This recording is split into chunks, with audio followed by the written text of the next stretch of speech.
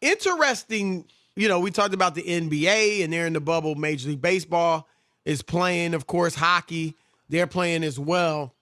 And football, of course, they're in training camp and they're getting ready to get started. And what's interesting there, Which is Rob, so weird with no preseason games. It just seems really, right?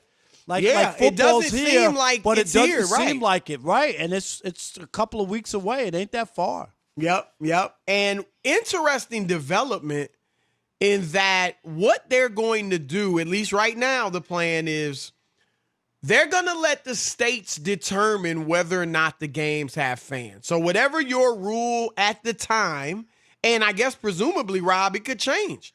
Maybe early in the season, if you're playing in California, you may, and I don't, Rob G, some states, have they banned, states and teams ban fans for the whole season? Because I'm wondering if a state opens up later in the season, do they start allowing fans? Yeah, I don't know. Only a handful of teams have said that they will not have fans. Like the Raiders said that. Most of them are saying at least temporarily there will be no fans. Okay, no, so that's no the Jets point. and Giants. I know that. Right. So it's going to be based Jersey. on where the state is at, which is, so maybe early in the season you can't have fans. Later in the season you'll be able to have some. We'll see. But the interesting thing, Rob, is that it's not uniform. It's not, every team has no fans or every team has fans. It's going to be different for each team. Here's my piece on it.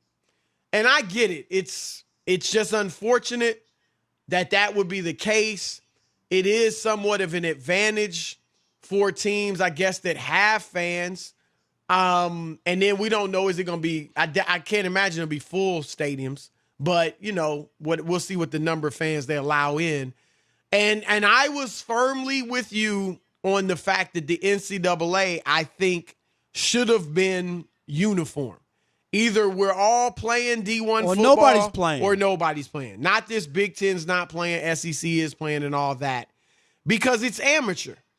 And I think that they're kids, they're not making money, and I would have loved to see it be fair for all of them and equal for all of them. And the NCAA is supposed to have jurisdiction over all of them.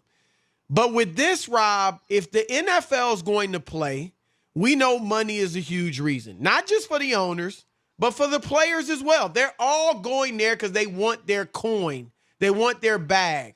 And so I understand if we don't have any fans, we're going to lose a lot of money.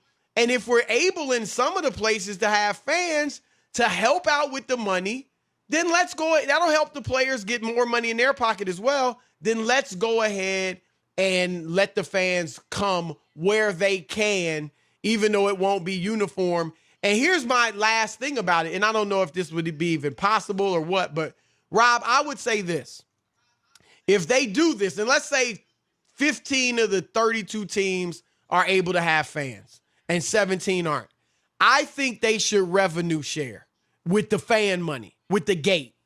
I don't think it's fair to see the New York teams or whoever, at a financial disadvantage because they happen to be in a state where COVID is more, burdensome. And so I would like to see them revenue share the gate so every team gets a bit of it, but I'm fine with some of the teams having fans and others not. I'm going to say I totally disagree with the NFL to leave it up to the team depending on what state. It should be a uniform decision, and it should affect all the teams. All the other sports understood the importance of it, and while two are in a bubble, so there couldn't be fans, Chris, but baseball is not in a bubble. Right. And they've just decided for what's fair and also added safety. The more people you bring into the mix, the more chance that's just what it is. That there's more chance that it could be passed down to the players or an issue. So I think just for the financial thing, for it to be uniform for everybody and not really knowing the ramifications and the idea of bringing other people in, is everybody in, Chris, got to be tested to get into the game.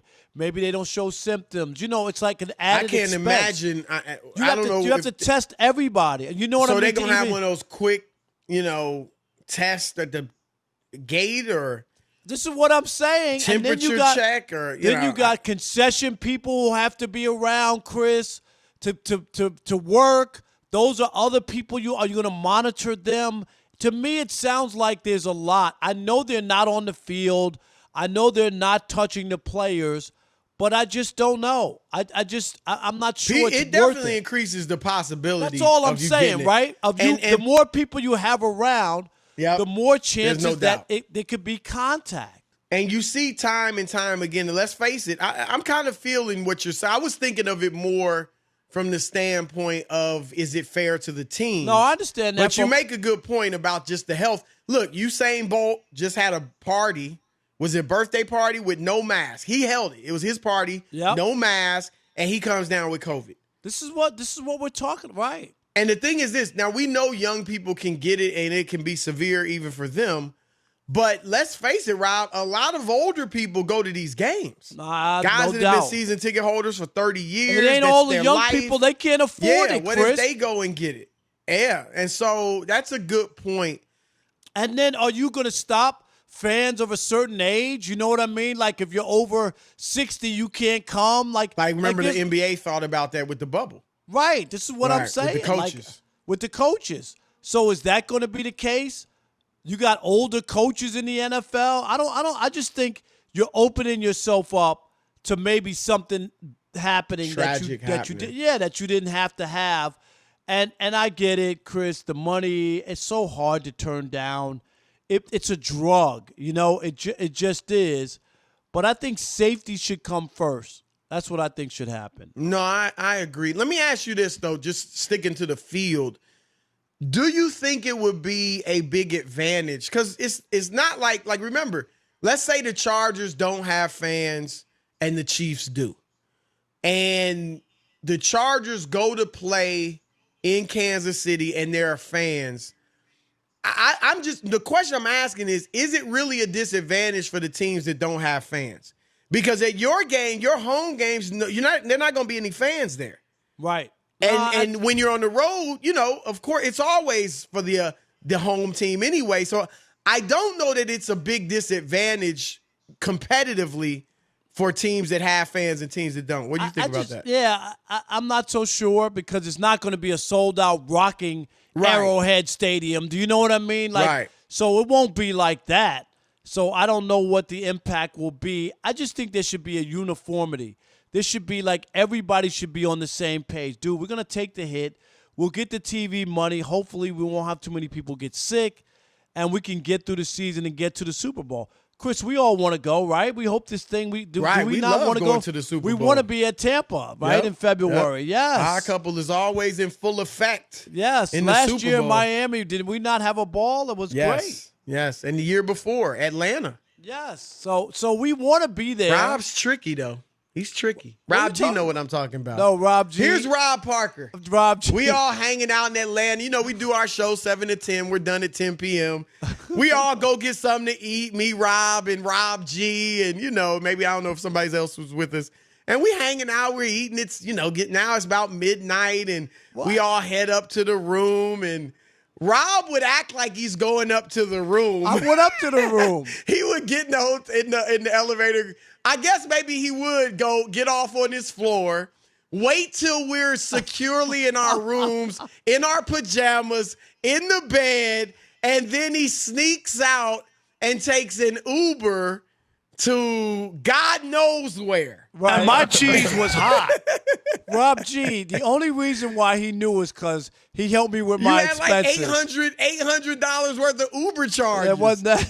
Me and Rob G had like $30. We're like, combined. all this? Right. We were all sharing, and he was like, wait a minute, where'd you get all these receipts? And Chris, I think you're giving Rob a little too much credit because he would go to his room, but just to get the $1 bills he had and put on some sweatpants. That's right. I can't walk around I with can't all wear those jeans. singles. I got to wear sweatpants where I'm going.